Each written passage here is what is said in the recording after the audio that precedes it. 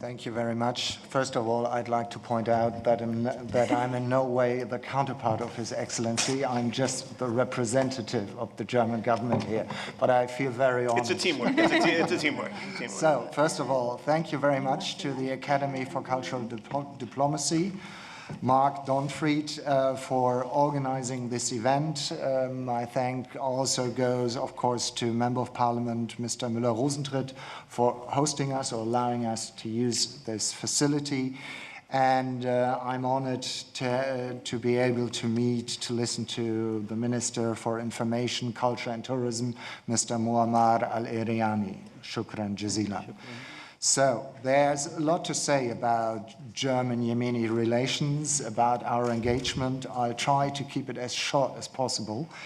Well, the relations between Yemen and Germany are long-standing and excellent, and I will not exaggerate if I say that it has become a real friendship between our two governments, between the countries and the people. There is something which unites us even more, the experience of separation and unity, reunification, which has been an important landmark in our country's history. But we also, as Germans, as German government, we do have interests in Yemen and the region. The region is of strategic importance, not only for Germany, but for the world. Security, stability on the Arab Peninsula is paramount. The fight against terrorism, of course, talking about Al-Qaeda, about Daesh. We have to prevent them from spreading, from growing, from killing people inside Yemen or outside Yemen.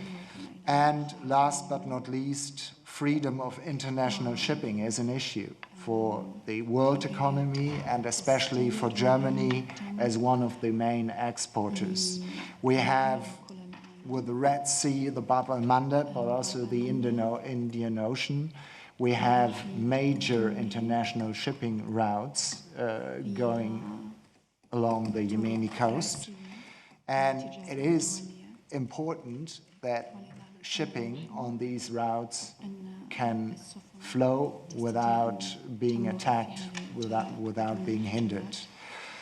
One proof, or I would say the latest proof of the excellent bilateral relations is the visit of His Excellency, the President of the Presidential Leadership Council, Rashad Al-Alimi, here earlier this year, which I think has been very successful and has been proof of the excellent relations and the mutual intentions to continue to make them even better. Talking about our engagement, I will not talk about humanitarian assistance. I will leave that to my colleague Leopold Tafel from our department in charge of, amongst others, humanitarian assistance. But I would like to point out, and I've been asked by our Ministry of Economic Cooperation, our engagement in Yemen, our cooperation with Yemen. Germany is a long-standing partner of Yemen in economic cooperation.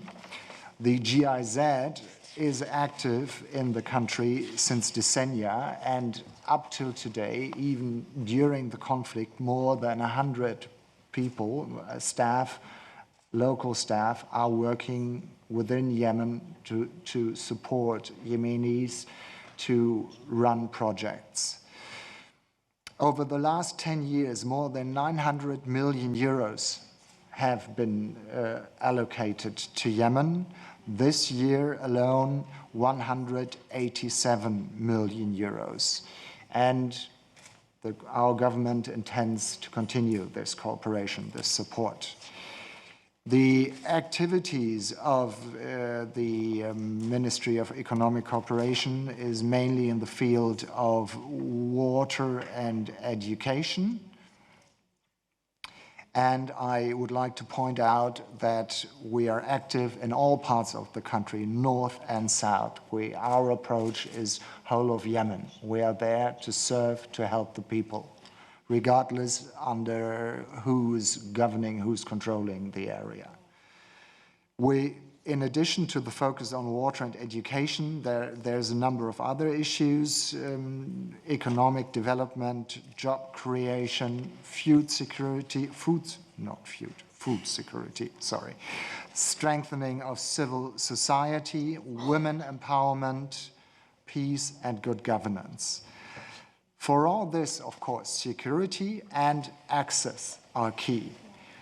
One of the issues which our colleagues are facing is the Mahram Directive in the north and the Houthi-controlled areas, but also Mahram practice being prevalent or growing in other parts of the country, which is a problem for our activities. Maybe my colleague will also address this issue.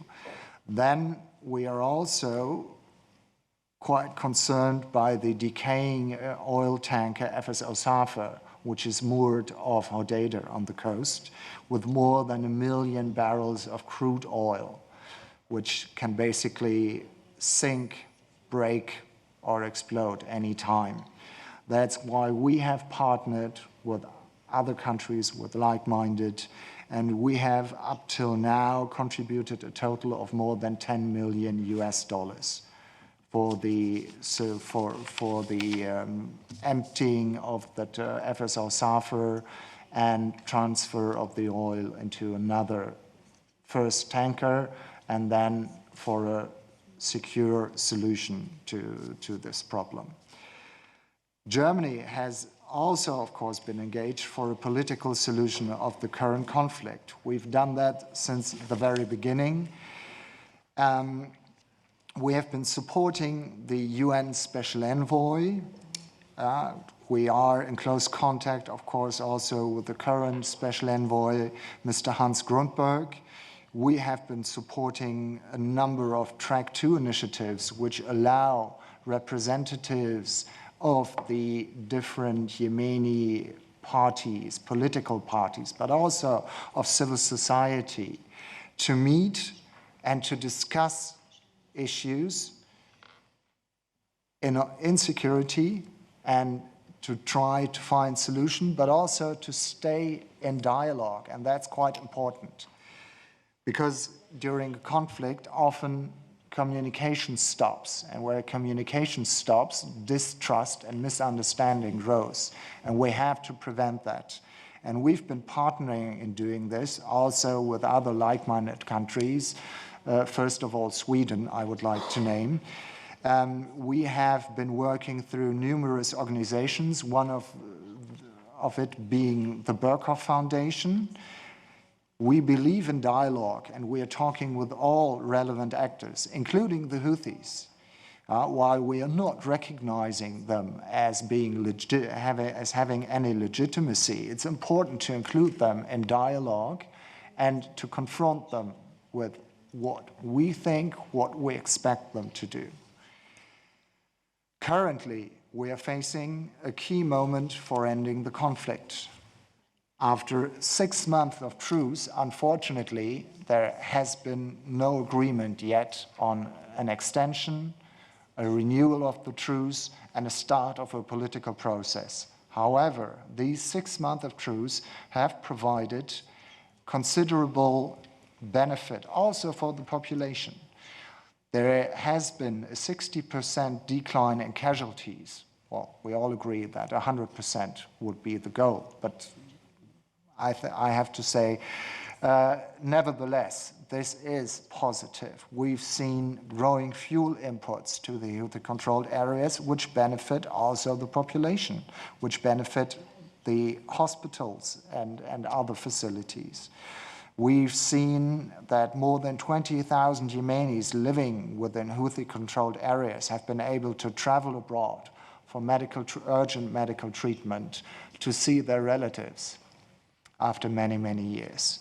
We are still waiting for the roads to ties being opened, although unfortunately it has not been able to find an agreement on the roads to be opened in April. There had been the clear intention to get this agreement and have the roads opened, and it hasn't happened. We've addressed that issue with the Houthis, and we are still very clear in saying that the roads must be opened. But right now, the extension or renewal, however you call it, of the truce is crucial. This will require compromise from both sides, and those compromises will be painful, but that's the nature of compromise, I would say.